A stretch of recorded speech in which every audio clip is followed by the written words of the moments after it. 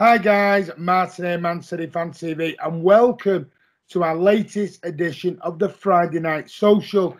Now you may notice Andy's not here this week. He's had prior arrangements, so I am going to host with you this week.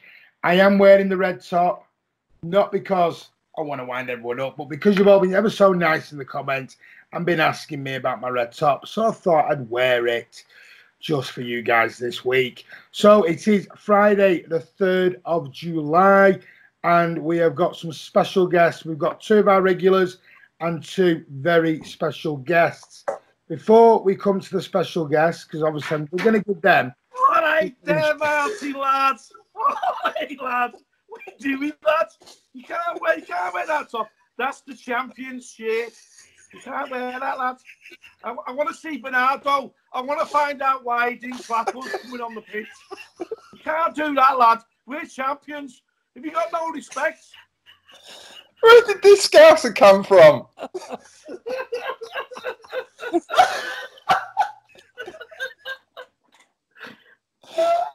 Sorry, Martin. Carry on. Thank you very much.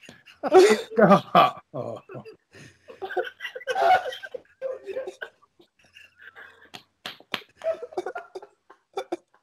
It's a good job I'm editing this. Kiam. Oh, God. Right. Oh. What an asshole. Right. Jim, stop laughing. Yes. So we have two of our regulars. We're going to start with Mr. Baker. Chris, how are you, buddy? I'm all right, Martin. How are you, mate? I'm all right now. I wasn't a couple of seconds ago, but I'm all right now. You got to love him, mate. You got to love him. How's your week been? Quiet, mate. Another week of lockdown here, mate. So, yeah. So I think I've got 3 more and then back to work. Well, some of us have got to get back to work at some point, Mr. Baker. Yeah, As long as you're safe, family good? Yes, mate. We're all right. No one's killed each other yet. Good. Let's go all the way over to down under the land of Oz. Mr. Howarth, how are you? I'm all right, thank you. My district's no longer in lockdown, but all my surrounding areas are in lockdown. And Mr. Spencer Prior, they've been taking the mickey out of me all week, calling me unclean, but there we go. But everything else is fine. The weather's not great at the moment. It's raining a lot, and so typical winter. He probably knows you. That's why he's saying you're not clean. I know. He does. Unfortunately, he does. And he doesn't stop taking the mickey. Well, speaking of Mr. Prior, there he is on your screens. Spencer Prior, how are you, buddy? We're good, thanks. We're not in lockdown. I actually go back to the office full time on Monday. Of course, we wash our hands and use sanitizer, so we're all right in New South Wales.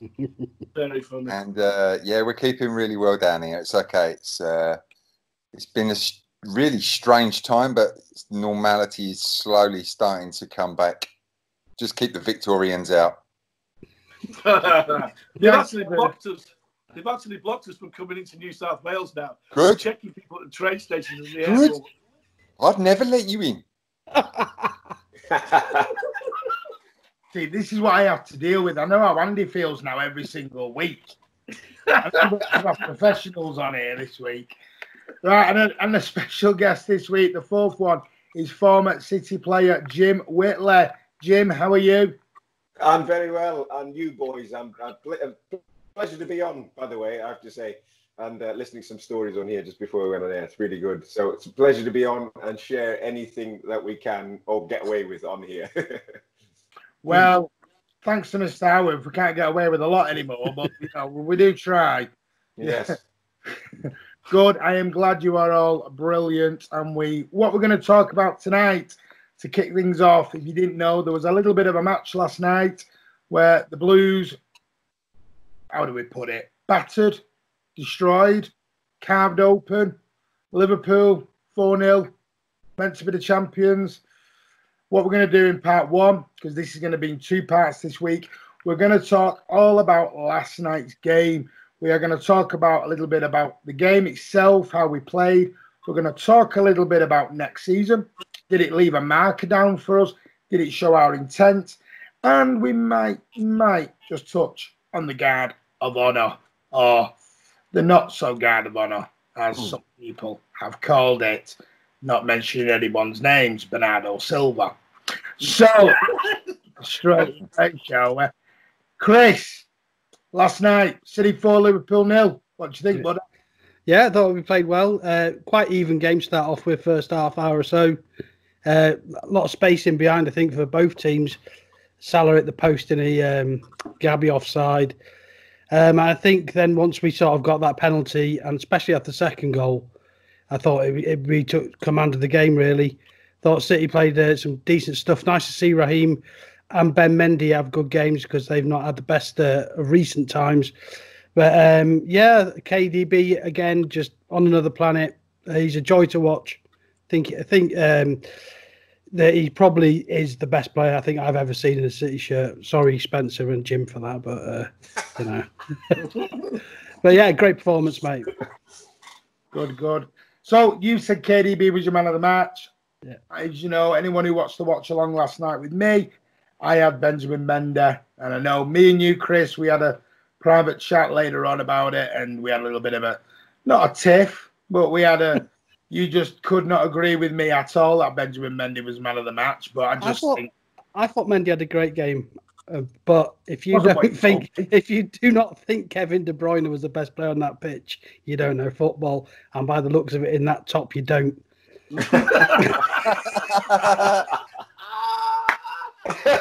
There's some way you like muting people. Can you time somebody out on this? I don't know. I'll have to figure that one out as we're going along.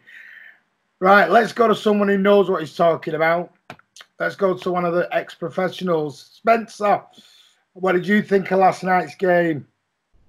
Again, it took them a while to get in control of the game. I think for the first 20, 25 minutes, Liverpool stayed competitive. The reality is they were probably half drunk still because they've been drinking all week. Don't say that. Now, we've been in that situation as players before, where when you've been partying all week, it is hard to then get motivated. But they wanted to. It looked like they wanted to send a message that they're still, they want to finish the season really strong. I just think they're preparing for the Champions League still. I think this is almost like, obviously with the league being done, they wanted to send a message in terms of their performance and send something out around next season to set themselves up. But it was pretty clinical come the end. It's nice to see them keep a clean sheet as well, because that's what's been missing. That's ultimately what's cost them this season, is the inability to keep clean sheets. And speaking as a defender, and can you come back and play? Huh? Can you come back and lace your boots up? We might need you. I wouldn't get anywhere near the youth team now. The things got so much better since we were there. Nothing against Jim there, obviously, but it's moved on next level. And that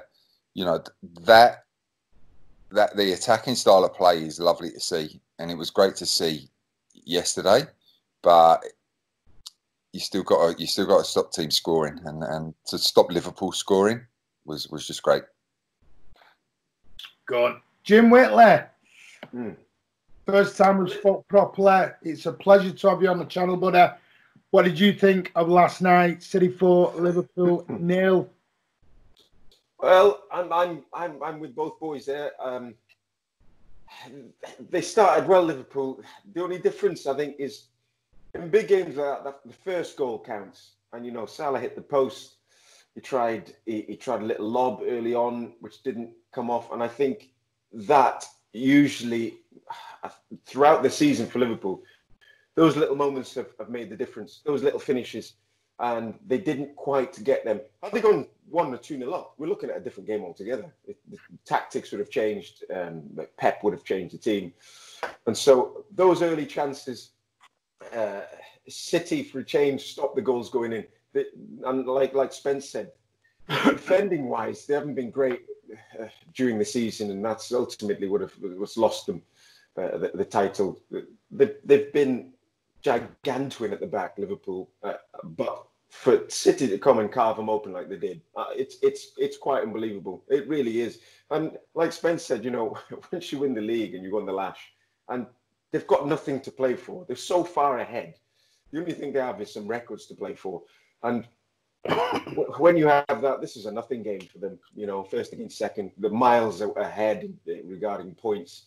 And it's very difficult as a player to come in and then there's no fans. There's no fans either. It's almost like a little pre-season friendly. Just come and have a, you know, it's very hard for them to build themselves up and come and compete. Had they gone 1 or 2 ahead, it is different. But City, for me, after the restart, have been absolutely magnificent. They've looked fitter than before, if I'm to be honest. And the style of play they have is incredible.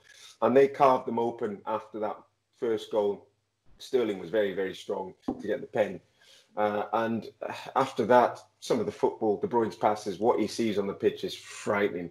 Mendy, like you said, his crosses are made for strikers. I think had Aguero been on, he probably could have bagged a hat-trick. Yeah. And it was just wonderful to see, and a good response to the champions to beat them as they did in a fashion they did, and it lays the gauntlet down for next season. Well, I don't know. I'm a bit deflated now. You and Spencer have both said they were drunk, they were hungover. It was I feel like all the air's gone out the balloon now. And it, you know, been giving it a whole day. Also, you can enjoy the victory, right? You can enjoy it, and it's great. But the reality is, it ain't going to change the league table. So, yes, and that's ultimately it. So the league's done. Champions League still to go. So that's everything now for Man City. I think, you know, FA Cup. Yeah, of course. Win cups. You know, it was what they defined them sort of last year, and win cups. That's really what you want to do. So don't be deflated, mate. Any win is a good win, particularly after you've given a guard of honour. It sent a great message. You know, even in the changing room, the players, even at this level, would still be going, right, we'll give them a guard of honour, but then we're going to go and absolutely kick their asses.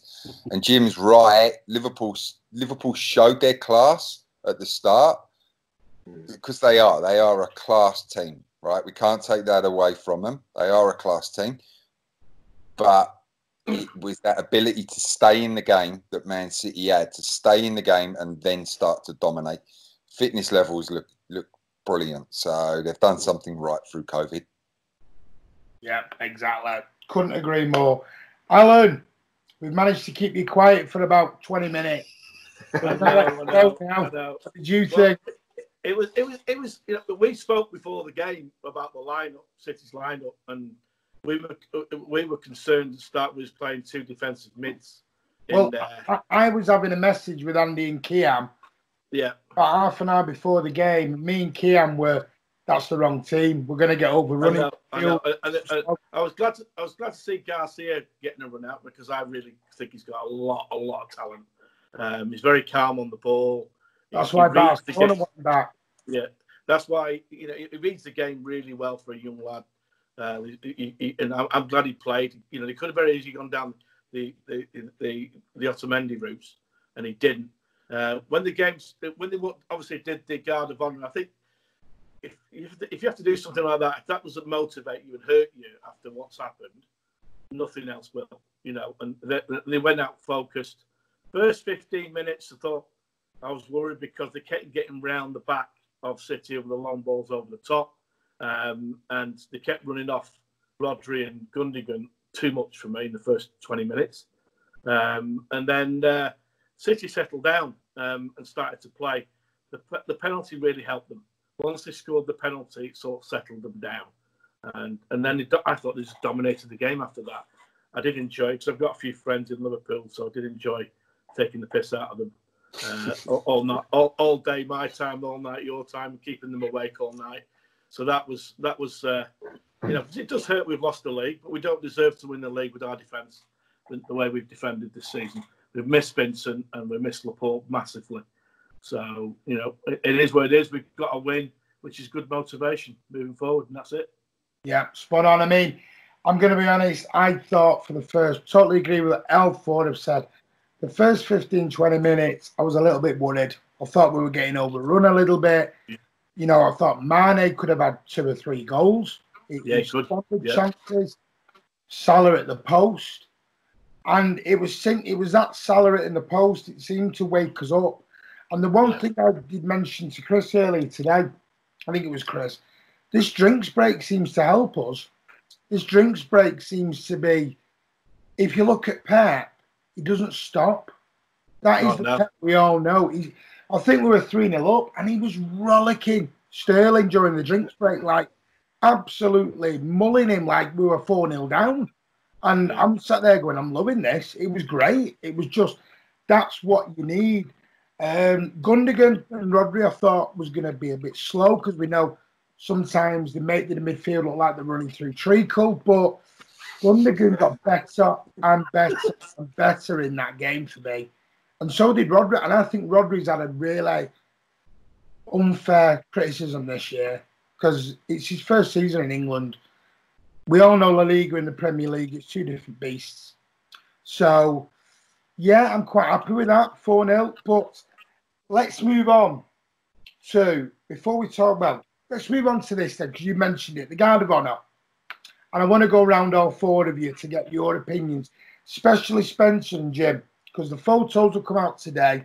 We saw it all on the TV. What do you make of that Guard of Honour? And are people going over the top of how certain players behave during it? Let's start with Jim Whitley first.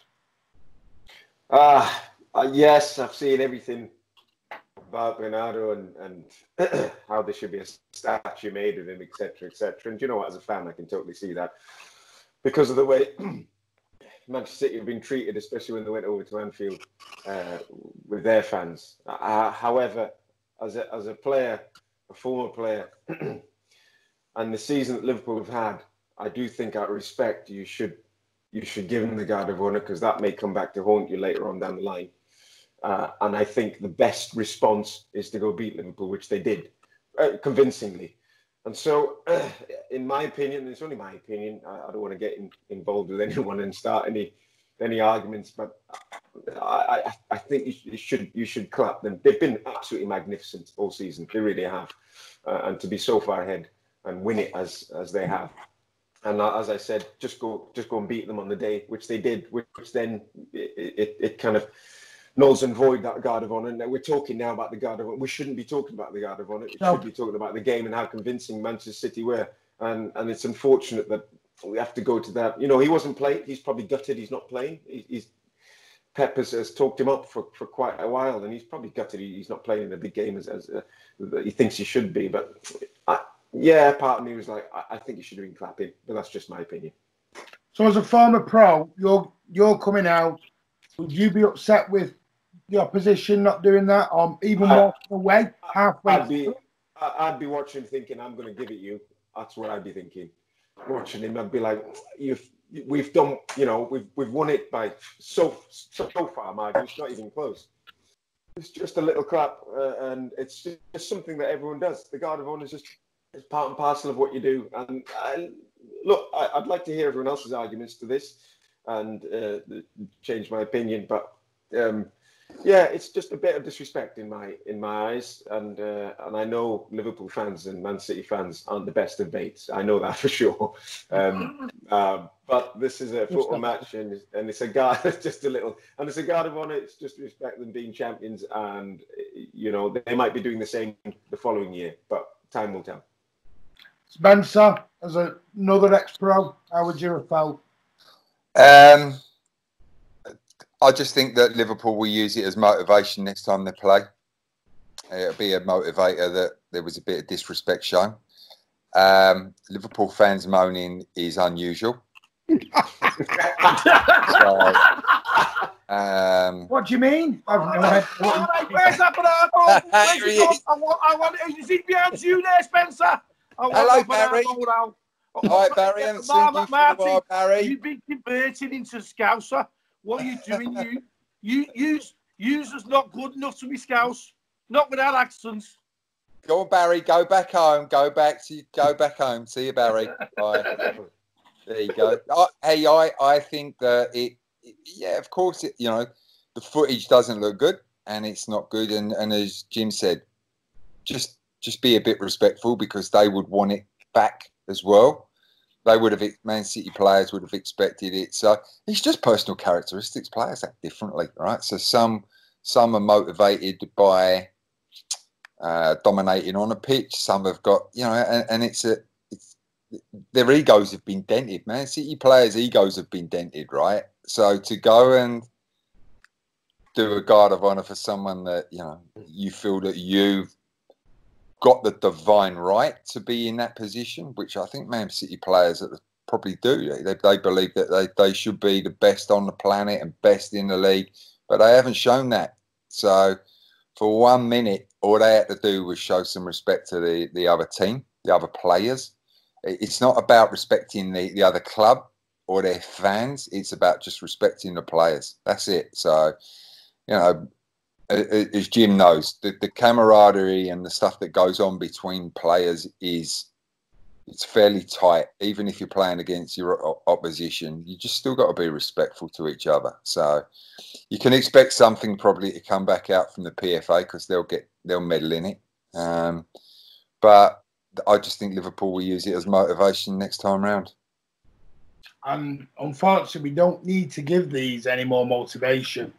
Like you said, the rivalry's there from the bus incident, from the tapping up of the young, from the what they call scouting system. Yeah, there's enough going on right now where there doesn't need to be any more sort of fuel thrown on the fire a little bit. It needs to be just all calm down because we've got to remember it's still two.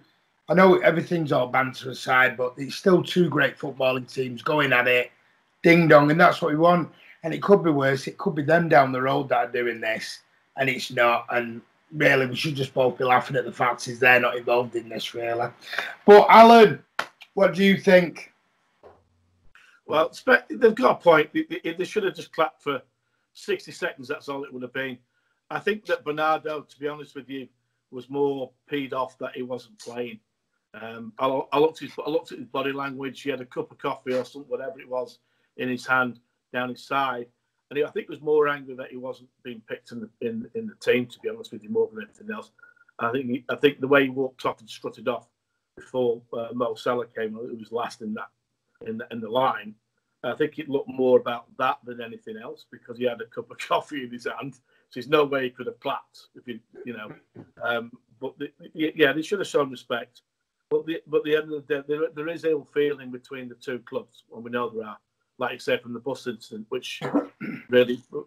But not just that, the spoiling of our treble-winning season on the day after with a newspaper article in New York that was owned by Liverpool's owners, and that made me angry last year when they did that, and they were involved in all that carry on. So there's a bit of ill feeling between both clubs, I think, at the moment, which hopefully will subside when we get off the cast case next week. We'll come to that next week because I'm not going down the cast route. I'm not doing it. I've saved that for another week. I'm not doing it. Chris, what do you think, mate, about the Guard of Honour? I think it's a load of fuss over nothing, really, mate. They got stuff 4-0 and they got something to complain about at the end of it, haven't they? That's Liverpool all over. For me, Bernardo's entitled. He stood there, didn't know there's nothing there to say you have to clap him, and like you say, there's a history with them, So I think Bernardo's probably sealed his, status as a bit of a legend now by doing what he's done. A lot of City fans will appreciate what he did. He probably should have clapped, and like you say, it probably does give you Liverpool some motivation next season. But we've got the motivation to win that title back.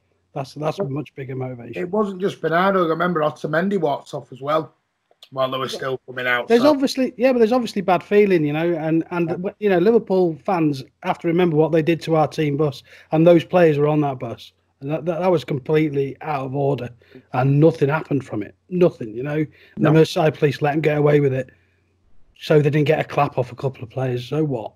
Yeah, and I'm going to be honest. I watched because obviously I can't hear any interviews because I'm live at the time, so I have to have the sound down. And when I come off air, I went and watched the Klopp and Guardiola interviews back, and I've got to say, Klopp does not like losing games, does he? Was he upset last night? Or, I mean, I felt sorry for the interviewer in the end because he got absolutely blasted by Klopp last night. He got made to feel as though he was 2 foot tall and stupid. I don't understand where Klopp was coming from with half of that last night. But yeah, you can see that it isn't just between the fans. There's not a lot of love between the players. There really is not at the moment, and they both want to win. They both want to win. That's the bottom line. Is both teams want to win, and they want to win trophies. Yeah. I played a lot of cricket, and if you're finishing second to a team you don't like, because they're your main rivals, you don't like losing, and that's what Mancini brought into the club when he came in. He changed the mentality of the club to a winning club. Well, I'll tell you what. Let's spin this round because we've got Spencer and Jim on, and they didn't know this was coming. But while we mentioned it, and I'm going to ask Spencer first, then Jim can have a think. Was there any team or club that you were not happy with, or while you were playing for City, that was a little bit of niggly with, or? Yeah, we obviously when we got promoted, it was still the Manchester derby, and we were. I was playing at the time when obviously the stuff went on with Alfie and Roy Keane, so there was obviously niggle and real niggle at that point with them. Liverpool weren't even in the picture at that stage, so yeah, it was just Man United. I wouldn't say there was any other teams, and even then, in terms of niggle, we just did what we did. We just went out and played. I don't think we had anything personal with any other team that we played against. Obviously the stuff that went on with Blackburn when we got promotion, that I think that Graham Souness created real niggle in that game. He created the environment that presented real niggle, where they really, really did everything to stop us, and that got personal. That got personal, but it wasn't there before, and it probably wasn't there after because they were still stuck down in their league and we got up. So, but realistically, no, we didn't get in that state. We didn't get in that state. We didn't play like that. It was never part of our mantra, Jim? I'm going to have to go with Spence again and go with Man United. And I'm coming at it from a different point of view than Spence. And I'll tell you for why. When I was younger and coming through the A and B teams, as it were, back then, and fans used to come and stand around Platt Lane and watch us. I'll never forget turning up to a game against Manchester United. It was an 18 game, and I got called in. I must have been 17 at the time, and it was the first game against United. And as soon as I walked in, everything was different. The place was almost packed. The manager was there. The manager was never there in an 18 game. The manager's there, all the coaching staff. Everything's changed. I walked in and thought, what's going on here? That's my first experience as playing United, and I knew it was different. And then you looked at the team sheet, and Brian Robson was playing that game. I remember thinking, I've never played against a player of this ilk. And went on to the pitch at Platt Lane. And that was just like walking out in front of 40,000. The noise and everything was like, what the hell is going on? I started up front that game. And back in the day, you didn't have YouTube and stuff like that to research players. You only knew of the best players, which is why I knew of Brian Robson. But you didn't know many of the players. But when I turned up there, it was just special. And I remember Brian Robson came, I played up front that game, and he came and studied me halfway through. I came and chested on the head of the ball, and he put his full studs onto my chest. He got sent off that game. And I just remember coming off thinking, that was immense, that game. And every game after that, we played against United, and which is why the derbies come so important, especially for homegrown players that come through. It's just a massive thing. The rivalry between Manchester and Manchester United is on a different level to any other game, and it was born from that beginning that I started at on the 18 game, and it's been like that throughout. You see players out and about, you kind of stay on the other side of the road. You might nod and say hello, but on that pitch, it's a different battle altogether, totally different battle, and it's been like that ever since. And for me, even if I played United now, with my knees, I'd still halve someone if I could.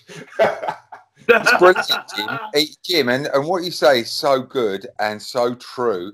But in terms of rivalry and having dislike for certain teams, we used to take it onto the pitch and have the ability to take it onto the pitch. So obviously the stuff that happened with Roy Keane and Alfie on the pitch. Brian Robson, you on the pitch. Right now, the generation, we're getting, oh my God, you didn't clap them. You know? Yeah. Right? In fact, I've played a couple of charity games with Brian Robson, my team. I remember when I saw him, I was like, there's Brian Robson. Yeah, you still left those stud marks on my chest. And we played the first team. He was pleasant. We played together. He liked me because I still had legs. So I was his runner in midfield. And then, you know, I told the story after, and he said to me, that couldn't have been me. I was never a dirty player. And he was a great lad. But we had banter together, and I think I played 3 times with him actually, and and we were able to tell the story. And yes, Spence, back then it's totally different. You know, when you're on the pitch, regardless of whether you like your teammate or not, when things happen, you look after each other on the pitch. And if you can't deal with it on that occasion, it might be the season after. If not, it might be the season after. But it's always there, and it's always there to remember, and you'll always get them back at some point down the line. I mean, exactly. Spencer's spot on. Could you imagine a Roy Keane or a Makelele or a Patrick Vieira or someone like that ilk in today's football with some of these players and some of these fans, the way they carry on? Because I'm telling you, I'd love to see how the reaction would be on the pitch, because there'd be red cards. I'm telling you, they wouldn't even stand for it. I think it's changed now. You know, you can't say something without offending someone, or and I know about that. Jim. Oh God, there he goes. He's still banging up for that. Go for the next half hour. Alan out rant. Let's have it. That's just how it is, and unfortunately, the game's changed. And yes, we're now talking about someone not clapping, whereas back in the day, we could have been talking about someone not punching someone. You know, it's a totally different way of the game now it is. And yes, we're talking about someone not clapping, unfortunately, but that's how it is. Martin, can we just go back to the game, mate? Because I think I thought the partnership between De Bruyne and Phil Foden looked really promising. I think Phil had a massive game for the club last night. Yeah, he did. And I think, you know, as good as Robertson's been this season, Phil dragging him out of position all the while, I was too quick for him.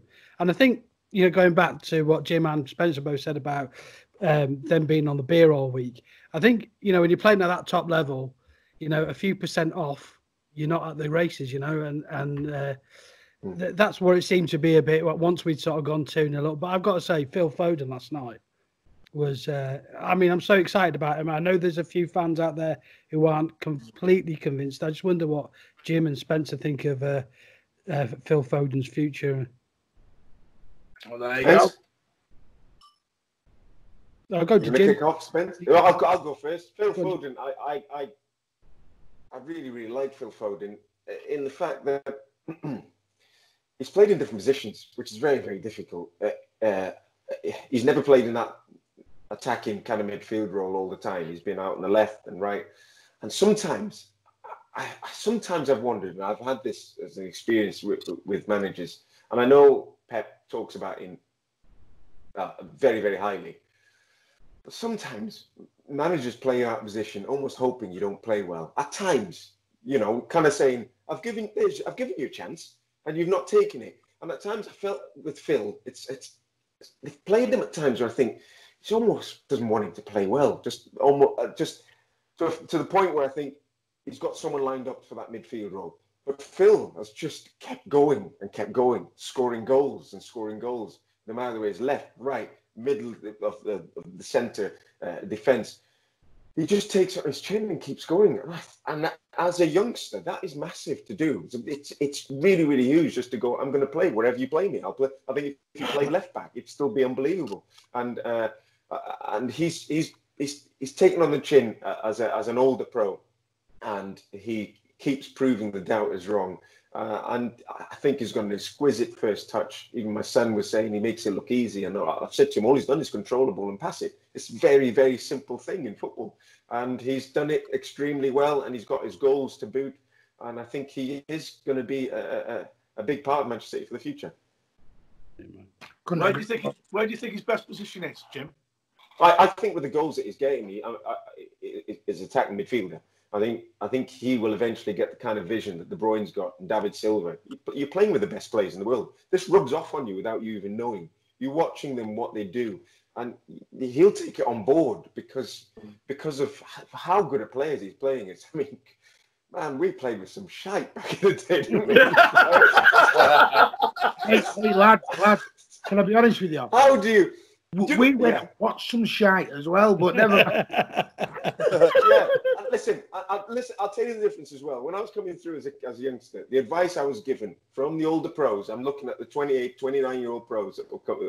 Their advice to me as a youngster coming through was, if you don't drink, you're not going to make it in the game. That's the advice I was given. Can you imagine Phil Foden being told that right now? I mean, he's surrounded by wealth of some unbelievable players that can get the ball anywhere on the pitch and be comfortable with it.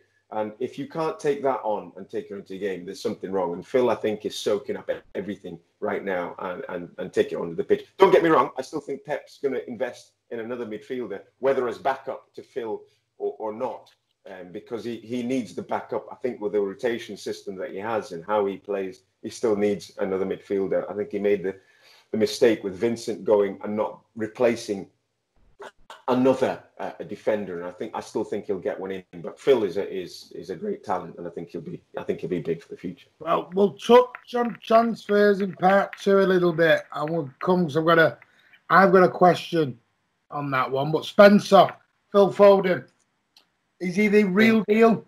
Yeah, but the expectation put on young shoulders is something, it's a burden to have at times. And the patience that Pep has shown, and that people around the club, for people to say, we're not quite sure.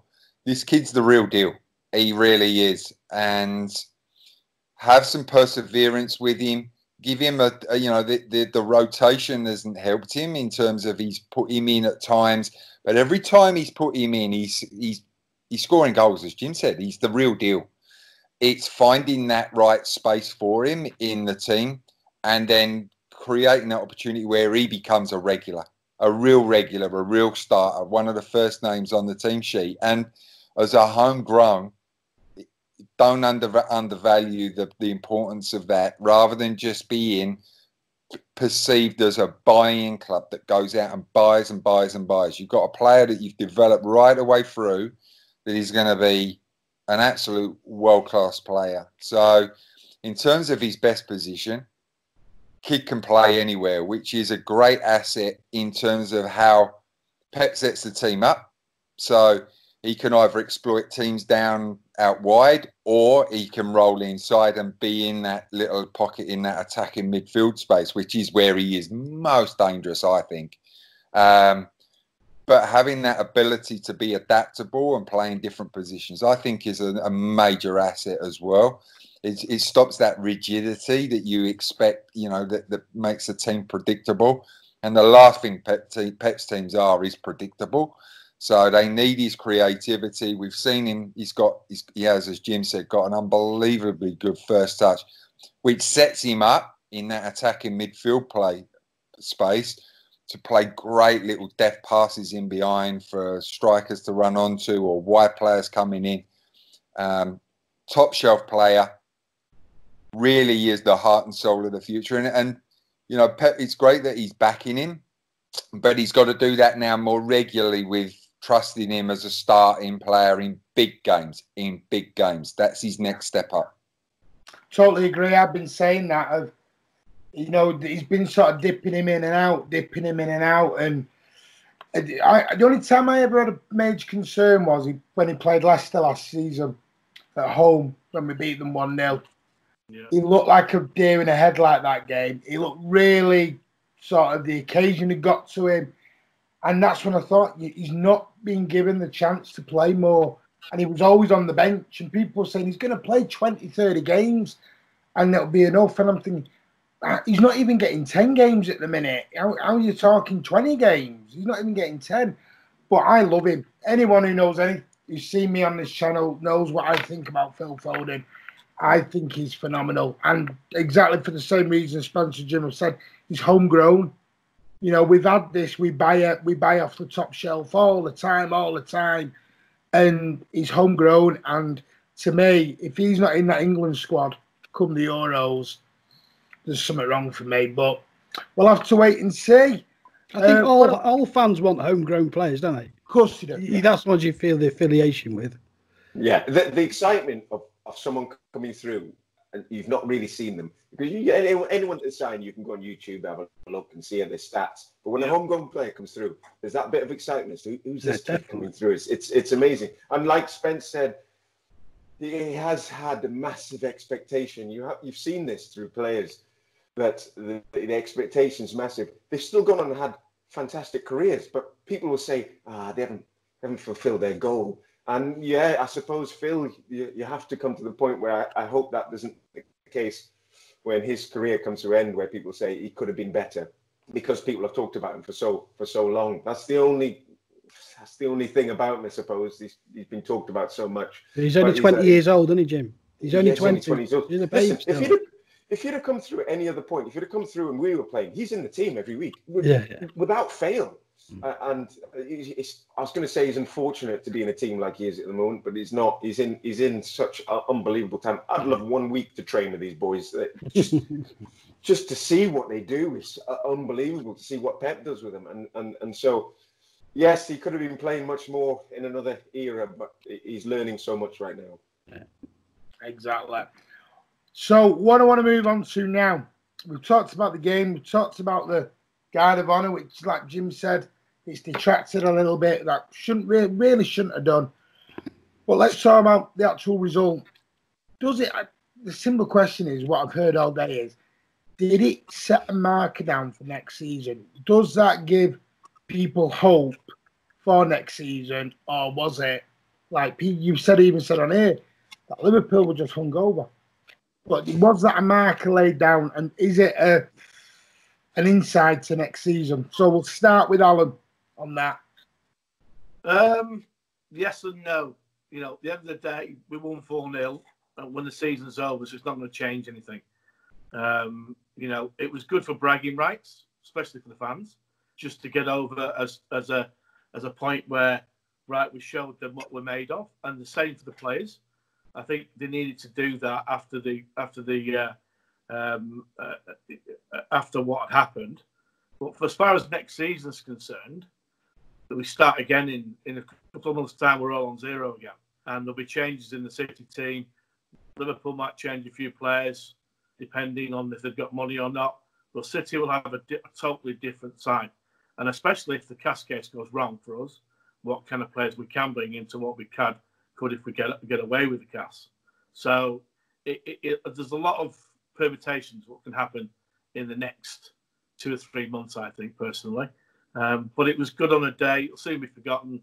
Season will be finished, and then it's all about next season. Then we're all on zero, and it's a fresh start then. Yeah, Chris.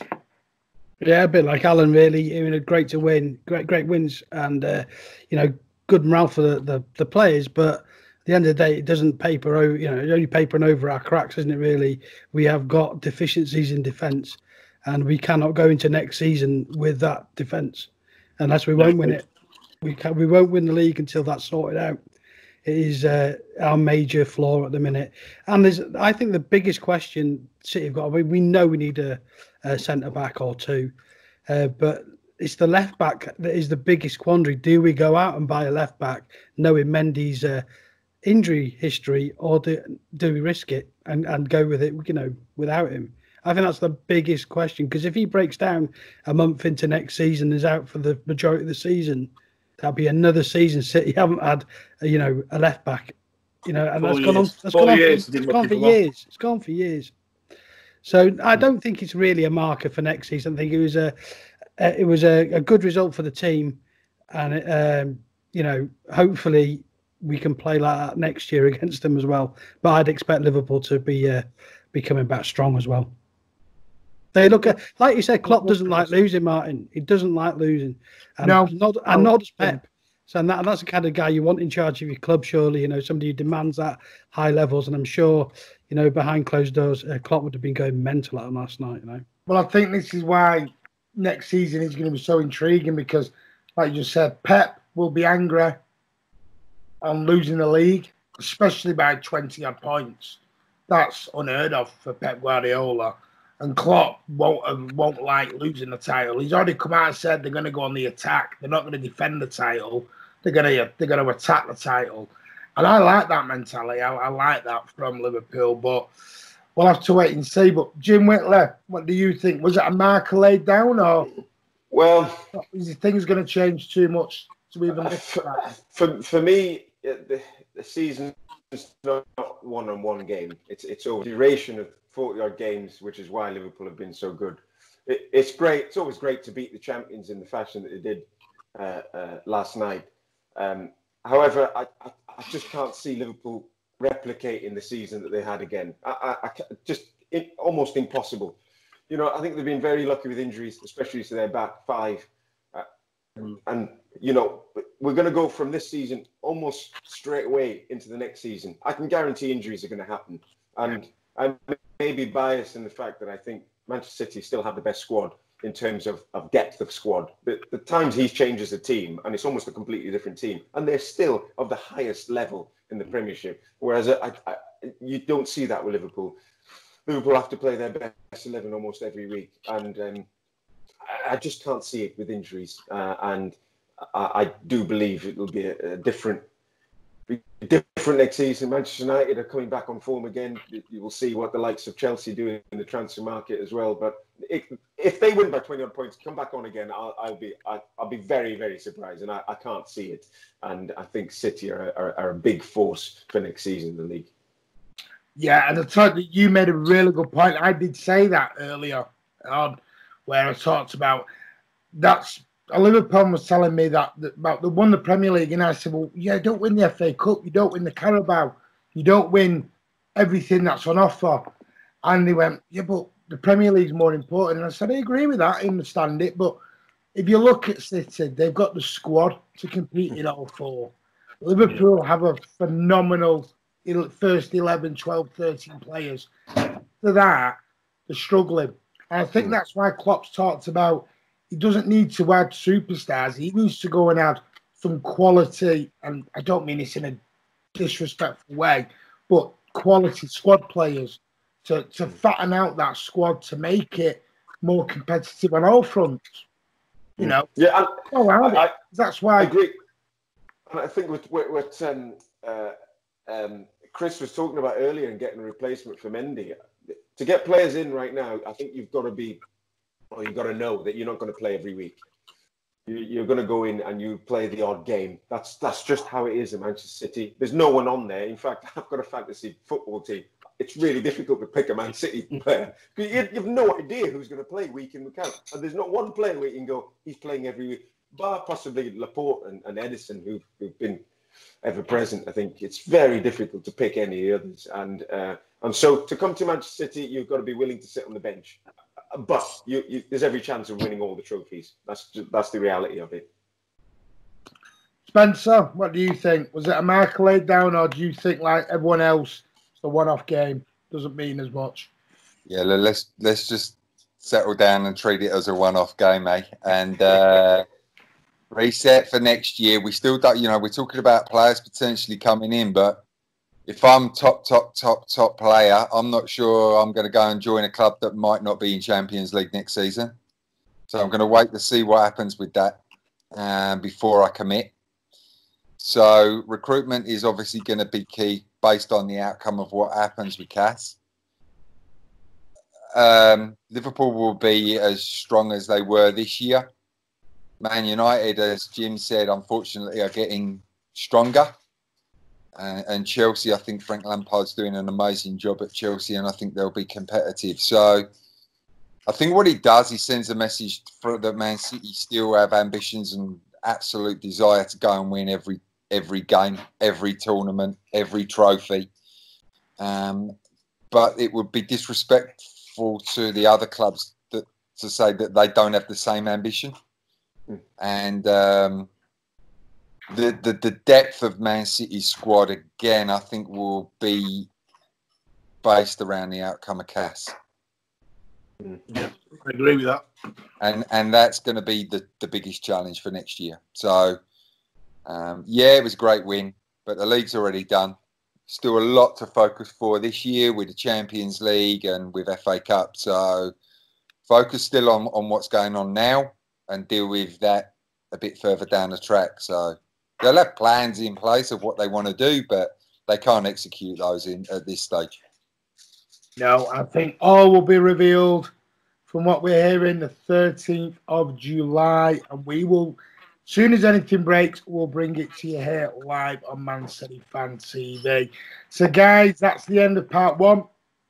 We've talked about Liverpool game from last night, talked about the Guard of Honour, unfortunately. We've had to, exactly like Jim said, it's detracted from the game a little bit in a way, which is unfortunate. And we've talked about whether it's going to be a laying down a marker for next season with a little bit of Phil Foden thrown in thanks to Mr. Baker.